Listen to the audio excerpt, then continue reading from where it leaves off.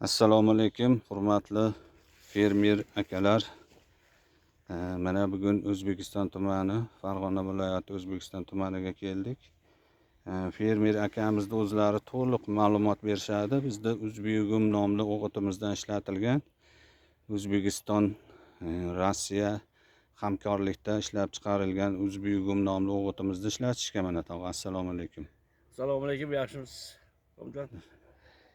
Biz Xomjon bilan birga Rossiya O'zbekiston uyushmasini mahsulotidan foydalanyapmiz. Bug'doyga ham foydalanganmiz. Bug'doyimiz yaxshi bo'ldi. Mana hozirgi kunda paxtaga ham 4-marta sepyapmiz. Paxtamizning holati ham yomon emas. Bir marta hozir o'g'it soldik 300 kilodan. Hali suv berganimiz yo'q paxtamizga. Lekin holati mana shu. Paxtani holati 14 tadan shonalagan. Endi bugun O'zbegumdan sepyapmiz. Bundan keyin sajam bilan to'xtatib olamiz bir. Sajam bilan to'xtatib nima qilyapsiz? Bo'lmasa bundan ham o'stirib yuboradi. Ha, o'sib ketadi. O'sib ketadi.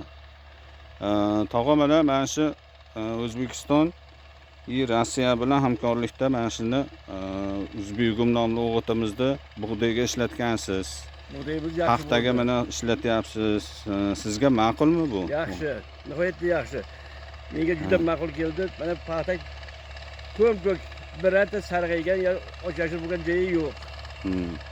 Faqat hozir O'zbegumning quvvati bilan turibdi paxta. O'g'itimiz soldik, lekin hali suv berganimiz yo'q. O'g'it olgan yo'q. Suv berilgan yaxshi paxta, holati yaxshi. Necha yildan beri bu fermerlik qilasiz? 20 yildan oshiq bo'lyapti fermerlik qilyapman. Bunaqa mana ko'rganim yo'q edim. Ismingiz? Separda bunchalik ta'sir qilmasdi. Lekin bu yil mana O'zbegumdan sepyapmiz. Nihoyatda menga ma'qul kelyapti. Alloh barakasini bersin, bundan-da ziyoda qilib bersin Alloh. Avvalambor Xudo. Mana hurmatli fermer akalar, paxtani holatini ko'rsalaring, shanalari ham 13 ta, 14 ta. O'g'itlarni endi ko'rganimiz yo'q, 15 ta, 16 ta ham bor shana. Mana 4-sini sepilyapti.